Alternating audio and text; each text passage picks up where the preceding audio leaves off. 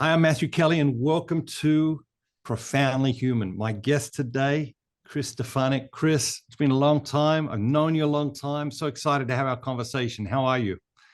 I'm doing great, brother. And yeah, for those of you people watching who don't know how long I've known you, Matthew, I remember you being across the hallway from me in Steubenville in the dorm back in back in what was this? Early 2000s, late 90s. Sorry, I'm trying to make Yep. myself younger. And you were the only guy who was cool enough to have a laptop. And everybody kind of knew, like, this Matthew Kelly, like you were Matthew Kelly already. You weren't just Matthew Kelly, you were Matthew Kelly by this time.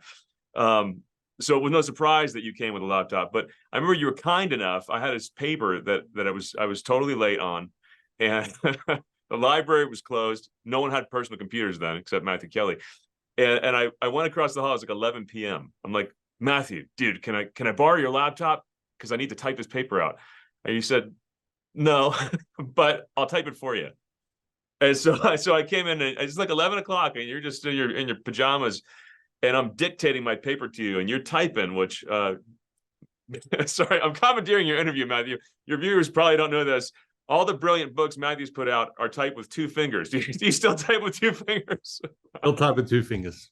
And dude, the speed you produce with two fingers, as I'm dictating. Anyway, that's how long we've known each other. Yeah. I think it was 96. That's a long time ago. 7 years ago. That's fantastic. Yeah. So now you are you're living in Colorado. Yeah. You have a bunch of kids. You have grandkids. Grandkids 3 and 4 are on the way. Amazing. So you're friends with a grandpa. Yeah. And I'm married to a grandma, which is even weirder. Yeah. How does she feel about hearing that? She laughs at my stupid jokes all the time. But I'll tell you, being a grandparent, Matthew, you're gonna love that phase of life. There's a freedom that you feel in your spirit and the way you express love to the kids that doesn't come along with the baggage of all the stress of parenting, which makes me think if I could go back in time and re-parent, I'd have just given myself more freedom just to love on the kids and just have fun with them, because that's the most formative thing you could do for a kid. That's the beautiful space a grandparent occupies, just to be love in the kid's life. And it's a great insight. Yeah. When we first met, you were doing a lot of work with teens. Yeah. How are teens different today than they were 25 years ago? Yeah, and this will always be a huge place in my heart in my ministry. Now it's definitely multi-generational, but tons of teens come to our events all the time, and I love talking to teenagers. And I was just recently crazy enough to bring 350 people to World Youth Day in Portugal with the Pope, with 1.5 million young people, largest gathering in Portugal's history. The thing that I saw there that built my faith so much, because I'm well aware of all the stats and the studies, and I see the impact of this. Kids are, and we could talk about this for an hour, but the things they're dealing with now it's a mental health crisis, in part because of their phone addiction, in part because of their lack of metaphysical thinking. They don't have the wrong worldview. They don't have any worldview. They're stumbling through life. But what lifted my faith so much in that field was just to be reminded that they're made of the same stuff they've always been made of, and to see that there's still, I mean, it's easy to overlook this when you're seeing things on social media and in the world. They're still hungry for God, and they're still showing up in masses. They're still showing up. And then during adoration, the Holy Father brought the Eucharist to the stage, and I'm thinking, among the many things I know about teens, there's also this profound lack of knowledge of what the Eucharist is. You could hear a pin drop, man. Yeah. Like 1.5 million young people kneeling down, dead silence. Half of them didn't even have the right understanding, 75% of what is in front of them, but they sense something in their soul. So in a lot of ways, a lot of things have changed, and they're more confused than ever. In many ways, we still have the great advantage in evangelization of the fact that human beings are still made for God. Yeah. What did you talk to them about in Portugal when you had a chance to talk to the young people? I was telling them not to be afraid, or rather to be afraid of the right thing. Jesus said, if you acknowledge me before men, I'll acknowledge you before my Father. And if you don't, I won't. there's a profound fear among young people, and I think it's heightened more than ever before. You know, that natural teenage awkwardness is on steroids now, thanks to the cell phone, that they don't even form a thought completely without also thinking, what will other people think of the thought I'm currently forming? Mm. Every thought reaches fruition in connection to this herd mentality and this herd. Well, we have it in our DNA. We're made to live in community, but twisted in the wrong way, they're terrified of thinking anything outside of what's allowable in the new orthodoxy, right? So I was encouraging them that, you know, their generation, as they forget faith, is also forgetting hope. It's also forgetting joy. All the stats point to this. 1/3 of teenage girls have contemplated suicide. 2016, first year that Gen Z entered college, least religious generation in history, over half of them self-reported as feeling below average in mental health. So when people look at how they're not going to church anymore and they're concluding, well, man, who needs God? Well, the answer, when you look at the stats, is apparently everyone needs God. And to remind them of that and to tell them, guys, you're being scared into a corner. I'm meeting some of you young people going to college who aren't telling anyone that you're Catholic in college because you're afraid. Guys, the world is literally dying for what you have. Literally dying for what you have. You have to tell them. And if not out of love for them, out of love for God, if not out of love for God, then a fear of final judgment a little more than fear of what people might think about you on Instagram. So it was really well received. Thank God. Yeah. I actually got a hawk outside of the talk, which is a profound honor. That's awesome. What sort of questions they ask you? What are they asking? You know, it's funny. They're not asking a lot of questions when I go outside. They're wanting to be heard. Yes. They're wanting to tell me their story. I mean, I'll get the occasional question, but more than that, what really touched me at World Youth Day was hearing the kids who wanted to be seen as, you know, Chris, you're talking to all these people from the United States, from Great Britain. They're all sitting out here. Well, I'm from China, and you tell me to have courage, and it means something different to me. Yeah. Or kids from India were there who in a place where there's rising persecution of Catholics. I met some kids from Iraq. I mean, these kids are risking their lives to go to mass. Yeah. So they wanted to be seen, and that was beautiful. And it was great to highlight them. I have a new YouTube show, plug, where I share some of their stories, and it's always humbling. Yeah. Fantastic. How, you know, you've been working with teens a long time, and I know you work with lots of people of different ages now, but how did that work with teens influence your parenting? Oh gosh, you know, I love my kids actually appreciate this because I guess it shaped my ability to evangelize teens and to speak straight to their heart and cut through all the garbage. And I take a slightly different tone of voice that I didn't really know I was taking sometimes, that my kids are like, well, you just went into evangelist tone. But they appreciate it. They fully receive it. And I thank God for that, right? So it prepared me to evangelize my own kids. I mean, John Paul II, and I forget which document it was, to the family, it talked about how parents are the first heralds of the gospel to their children. Not just the first educators, but the first people to preach the love of the Father to them. This love that reminds them not only who God is, but who they are and what life's all about. So it prepared me to do that, to get right to the heart of things with my own kids, and to be, you know, not only a father, but also a preacher to them, if that makes any sense. Absolutely. And I thank God they don't push me away. What advice would you have for parents out there of teens today? Be present. Be present. Yeah. Someone asked me recently, you know, Chris, if you could go back to yourself 20 years ago or 15 years ago and give yourself advice, what would you say? And I said, you know, I would tell myself, dude, relax and be present. Like, stop working so hard to build a life that you overlook the fact that you're living your life right now. Yeah. You know, and as kids are growing up, and especially in their teenage years, there's stress of just as a dad. Yes, I run a ministry, but it's also a business because I need to feed my family, and that's an honor. That burden is an honor. But I can get lost in the gears of it all to the point where I'm not present enough. So I'm glad you asked that question, because it reminds me of my own advice. to myself 15 years ago. I got to re-give it to myself now. And man, they go fast, dude. It's only a couple of years and they're out, you know. I'd also say, you know, I trained in jujitsu for a while. I stopped doing that when I messed my neck up. Hey, go figure, right? The name of the game is to manipulate someone's joints so you win. So you're going to get hurt if you keep doing that one for a long time.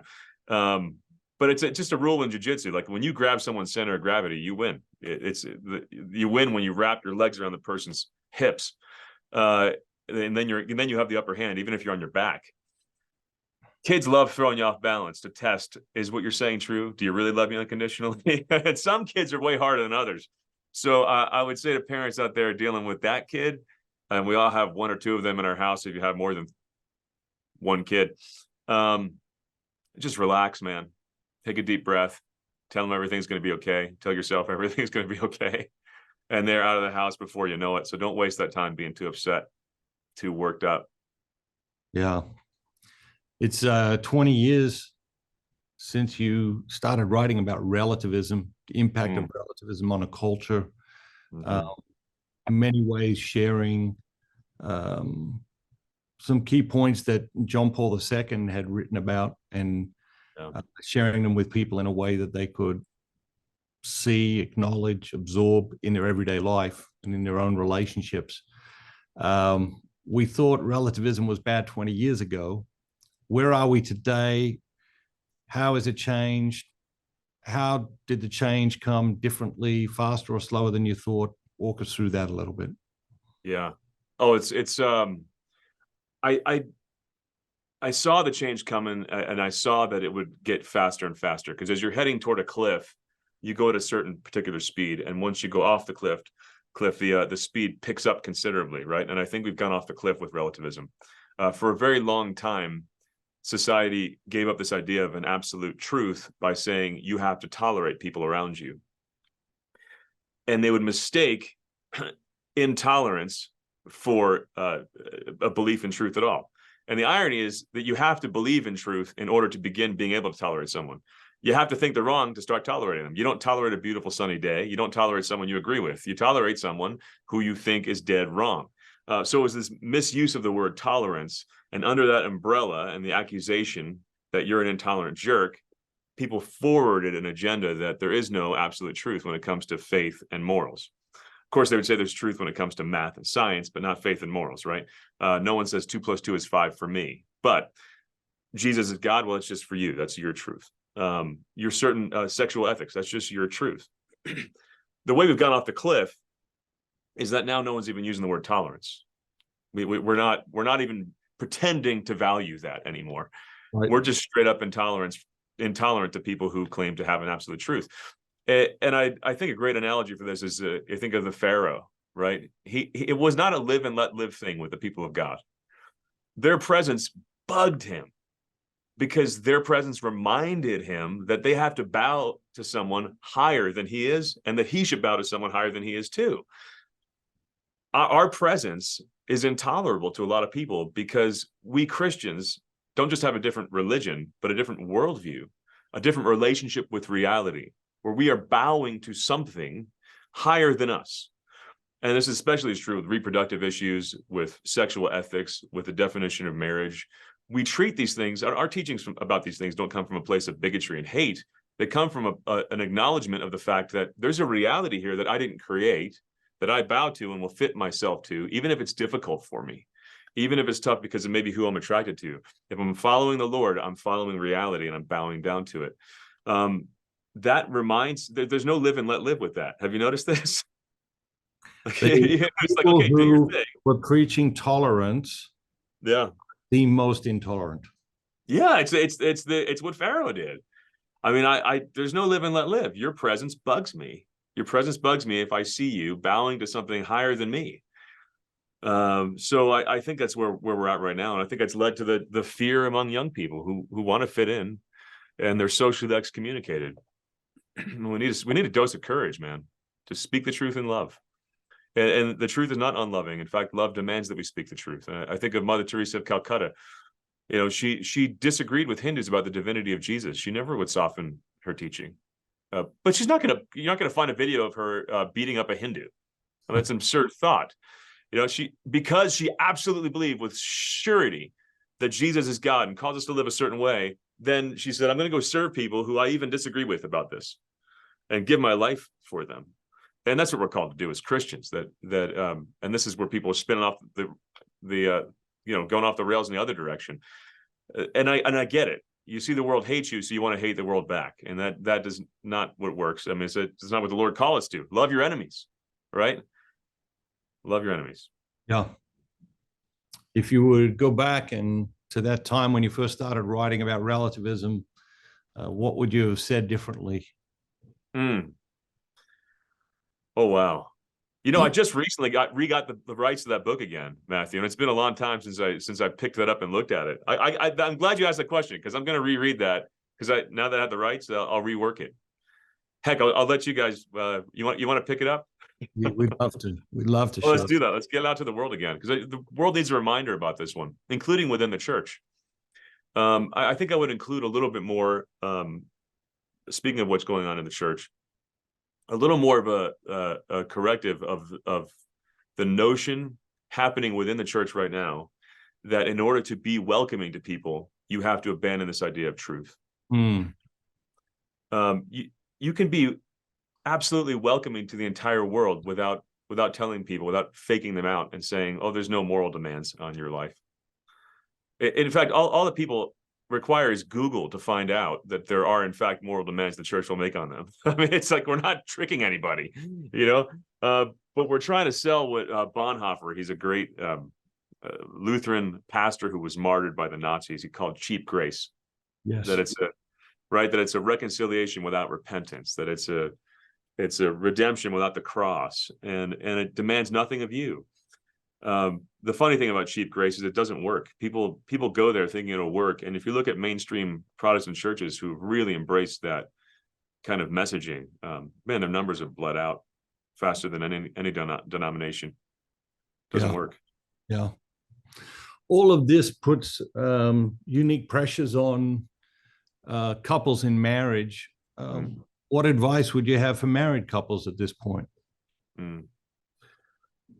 Well, I would, I wrote a book about joy recently. I'd say joy is your strength as a family. Joy is your strength in marriage. Joy is your strength when it comes to witnessing to the gospel. A lot of people think that joy is what comes after all the battles are won, and we've got society back, so therefore we can smile. Dude, don't hold your breath.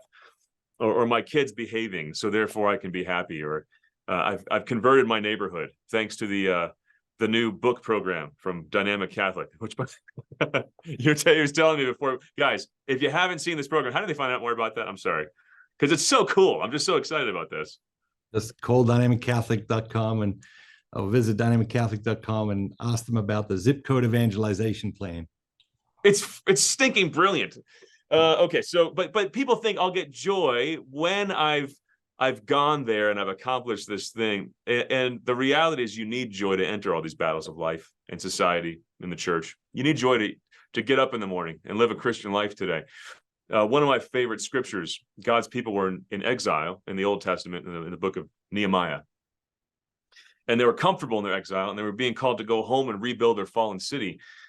And in the ancient world, that was a big deal. When your city had fallen down, you had no walls around your city. All your neighbors could kill you, right? So as a married couple, and within the context of this crazy world, trying to raise kids, it feels like that. The protective walls that society used to have to keep things, quote, normal are kind of gone for Christians, and they're going away fast as we speak. We can't wait for things to get better to be joyful. So in that context, when they were being called to go home and battle and die and leave their wives and kids, they were hearing a call to war. And Nehemiah said, and the joy of the Lord must be your strength. There has to be a joy that animates our entry into all these battles. Yeah. What is the average Catholic being called to at this time in history? I'd say courage and joy, because that's what every evangelist is called to. I've thought a lot about this, obviously, and you obsess about this too. I don't think we're being called to be angry in response to the world. I don't think we're being called to let down our guard in a way that pretends there's no difference between us and the world. which again is a lot of what the mainstream Protestant churches have done. I also don't think we're being called to what some people call the Benedict option, which there's a value to that, but it's modeled after what the Benedictines did as society crumbled around them. And they said, we're not going to shun the world, but we're going to go over here and just do our thing and hopefully preserve that. So when the barbarian raids have gone away from Europe, we've preserved not only Catholicism, but Western civilization, right? I mean, the reason that we have the classics is because Benedictine monks literally hid them from being burned by barbarians. How cool is that? But I think we're being called to the apostolic option right now. And to be apostolic means to be stupidly joyful and courageous, even if it might cost you your head. And I think of the apostles hiding in the upper room for fear of the Jews, for fear of the people who just killed Jesus. And I find it ironic that the very thing that they feared actually did happen. So they had every rational reason to stay in the upper room and to be afraid. I can almost hear them saying, like, Lord, what if they kill us? And hearing Jesus say, no, they're totally going to kill you. I mean, if they're going to kill you, you're all dead. But he breathed on them. And they rushed into the world filled with the Holy Spirit and so much joy that I think this is the only faith in history where at its foundation, the world's first gut response was, are they drunk? It's 9 a.m. And I think I think that what we're called to right now is to have the kind of joy where the world looks at us and says, are you guys drunk? What's wrong with you? Didn't you know that you're saying things that no one's allowed to say anymore? And you're happy about this? Yeah, I am, because it's better than what the world has. I'm happy about it. Yeah. You wrote something, I am, and talk to us a little bit about that. Yeah, I think most of the problems that we deal with in our lives, and the biggest blockade to happiness, is that we speak to ourselves in a way that doesn't agree with what God says over us. And you look at the cross and you see what God says about his children. Now, you are beautiful, you're blessed, that I destine you for eternal glory, that I find you worth dying for. I mean, the maker of the universe looks at us this way. But so often the words in our heads are not in agreement with God. And we draw our sense of identity from our worst sin. And people go into adulthood and yet identifying themselves at their core with something that made them feel dirty that they did in high school. Or with an abuse that we've lived through or received and we think we're weak. Or with a tragedy that has told us the lie that the joys of life are not for us. Or with a lack of positive words that have taught us that we have to succeed in every way possible to be worthy of love. And you see people who are very successful sometimes looking like they're fighting for the approval of someone who's not even there. Their whole lives are wasted that way, and all this energy. 2 Corinthians 10, we take captive every thought and make it obedient to Christ. It's one of the most powerful scriptures. To become aware of this mental battle between heaven and hell, that then the front line is between your ears, and to wake up and start thinking about what you're thinking and pick sides in that battle, become aware of the lies, renounce them, and claim the truth you need to hear and start preaching it to yourself out loud. Yeah. And when I'm preaching to audiences now, I tell them, look, guys, I'm not doing this so you come to the next Chris Stefanick talk. This is coaching for you to preach to yourself. I need you to start preaching to yourself every day if you want the joy of the Lord inside of you. How do we reprogram that, those thought processes? It takes constant battle. It takes constant vigilance and awareness. I think of Evagrius of Pontus. I love this church father. You should name your children Evagrius of Pontus, right? But he wrote a book. He was one of the desert fathers. So these guys fled the world and just lived in the desert. And they didn't see that as a leaving their problems, but running to the heart of their problems and as a battle with the evil one. And he wrote a book of just scriptures to answer the temptations that a desert monk would have in the 4th century. Not all of these things are particularly relevant for us today, but the principle here is profound. The book is called Talking Back. How awesome is that? That Talking is back. So I think what this boils down to is getting vigilant and talking back and doing it again and again. And when you don't feel it, do it anyway. You know, I know I've started to identify where the wounds that I have that I feel in a gut level. I have this incessant need to make everyone around me happy and comfortable from certain just wounds in my own life. And I tell myself out loud, literally, You are not responsible for everybody's happiness. And often I feel that little funk inside, like that little tweaked, right? I don't know where it's coming from. Usually coming from the old wound. And when I feel that coming up inside, I look in the mirror, car rearview mirror. Chris, you're not responsible for everybody's happiness. And it works, man. It really does. I mean, most people just sit back and let their own brain beat them up. Now, sometimes you need deeper counseling to help you untwist some of these things. That's great, right?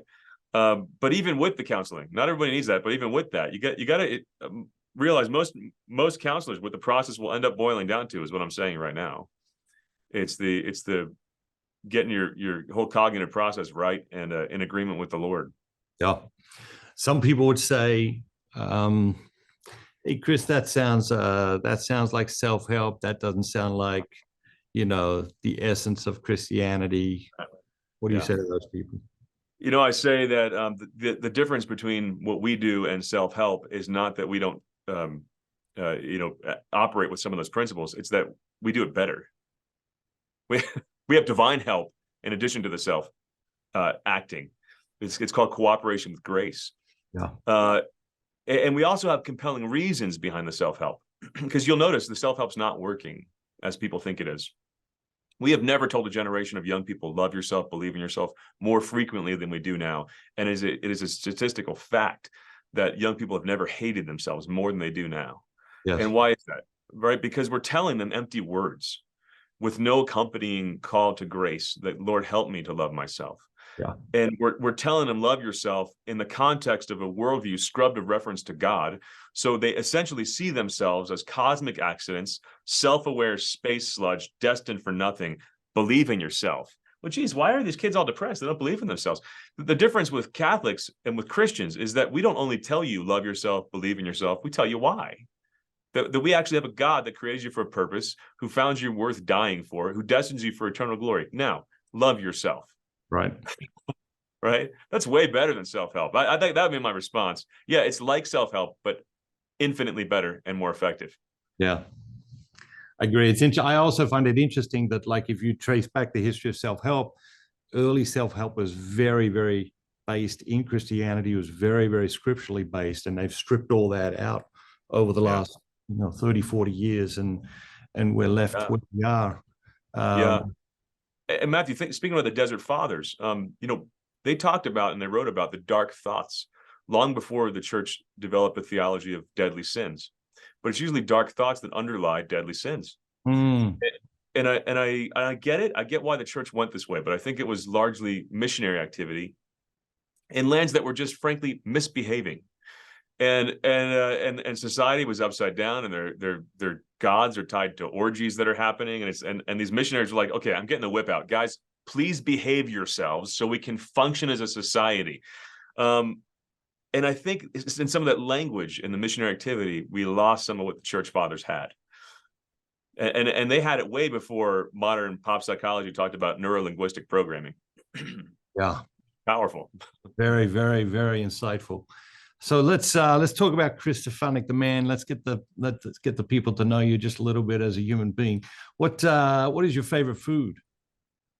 Sushi or ribeye. Both those. Love them. Love them. You a coffee drinker? Drinking it right now. Fourth cup. I gotta cut back, Matthew. Gotta cut back.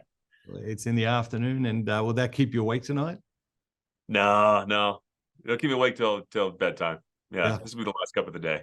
How many cups of coffee do you drink a day? I'm trying to work it back down to 2. Right now I'm at 3 or 4, which is a little much. Yeah. Travel schedule's a little crazy though. You know those days. Father Mike Schmitz has got you beat like 2 or 3 times over. He's Are you kidding? When I interviewed him, I asked him the same question. He's got this and he's like, I just drink it all day. It's like, so that's why he's so energetic and fast spoken in those videos. Yeah, he's hitting the caffeine pretty hard. I joke, Matthew, if it weren't for him, I'd be the world's handsomest evangelist. Yeah. But maybe I don't know. You got your hat in the ring too. We could do a poll. No, let's please not do the poll. You might have to do that for clickbait, Yeah. But what about favorite movie? Lord of the Rings, though that's so categorically different and above other movies that it's almost like saying the Bible's my favorite book. Yeah. What our second favorite movie? Oh, second favorite movie. Gosh, that's a tough question. There's a whole slew of them, man. I love the Mel Gibson trilogy, the Patriot, Braveheart, and the Passion of the Christ. Uh, Mm, I actually got to meet him and shake his hand and thank him for those movies. I'm like, okay, my kids have the sacraments of initiation and Patriot, Braveheart, Passion of the Christ. powerful stuff. Yeah, What it's very good. about what is your favorite? You understand it's only a thing, it's only material possession, but what is your favorite material possession? Oh dang. It might be the coffee I'm drinking right now. You Yeah. know, Matt, this is strange. I'm more. I'm not saying I'm not trying to present myself as being unworldly, but I value experiences so much more, and that actually is can be very worldly because experiences like grabbing a wave in Hawaii can be pretty dang expensive. So I'm the kind of guy who'll be pretty happy in a t-shirt, a bathing suit, and flip-flops, but a whole lot of experiences. That's one of the reasons I lead pilgrimages, because I get to go on these experiences for free. Yeah, yeah, yeah. Yeah. What are you most looking forward to in your children's lives, in your grandchildren's lives? Oh, the the weddings and just holding each new grandkid as it comes along. I enjoyed walking my daughter down the aisle more than I enjoyed going down the aisle for myself, and that's saying a lot because that was the best day ever. But it feels like a fruition of everything in life, of the love and life I built with my wife. To walk my daughter down the aisle, it was a mystical experience almost. That's fantastic. Last question. How are you challenging yourself to grow spiritually at the moment? I am. I just had my new show on YouTube. By the way, subscribe. Right, but I did one on silence, and it really convicted me. Did one on silence and talked about giving up your cell phone or putting strict limits on your cell phone. And my son, I interviewed him in the show. My son's a 17-year-old kid, really cool kid, who asked me 3 years ago to take his phone away because it was making him unhappy. Mm, He's not had a phone since. He just has a little Apple Watch, and I'm probably going to get him a smart, like a dumb phone too. But the kid's got this incredible mental clarity and focus. And as I was re-looking at this, and I'm realizing, wow, I don't practice what I preach as much as I need to. So I'm trying to put that in its place and develop silence inside and be comfortable with being bored like we used to be in the 90s. yeah, So that can be a wellspring of creativity, really, yeah. and time with the Lord, intimacy with the Lord. Powerful. Uh, Powerful. My guest is Chris hold me Stefanick. accountable. Hold me accountable. When I see you again, ask me how I'm doing with it. I will do that. I will do that. I'd like to get you back. I'd like to talk, have a conversation about each of your books, just specifically about those topics. And I think that'd be really powerful for people. So God bless you, my friend. I really appreciate you sharing this time with us, and look forward to having you back again. Yeah, it's been an honor talking to you, man. And thanks for your friendship ever since you typed my paper with your two fingers. Thank you, Chris. Good to be with you. You too.